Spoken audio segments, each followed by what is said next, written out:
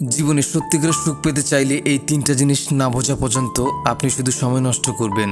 আমরা প্রায় সবাই সুখের পেছনে ছুটি, আর আশ্চর্যের ব্যাপার হলো আমরা যা কিছু করি, চাকরি, প্রেম, ব্যবসা, টাকা, নাম, সব কিছুর পেছনে একটাই কারণ, সেটা হচ্ছে সুখ।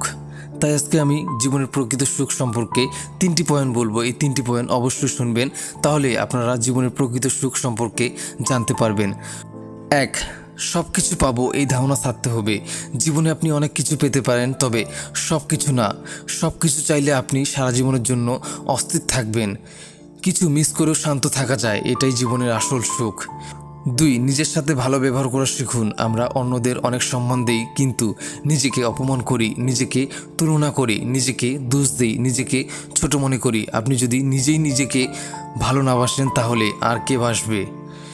3, কিছু সম্পর্ক টিকিয়ে রাখতে হয় না, ছেড়ে দিতে হয়। সব সম্পর্ক ভালোবাসার নয়, কিছু সম্পর্ক বোঝা। যারা আপনাকে কষ্ট দেয়, সবসময় নিচে নামায়, তাদের ধরে রাখা মানে নিজেকে কষ্ট দেওয়া।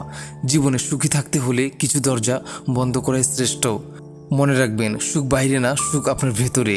আর সুখ পাওয়ার প্রথম শর্ত হচ্ছে নিজেকে বোঝা এবং যা ছেড়ে দেওয়ার দরকার তা ছেড়ে দেওয়া।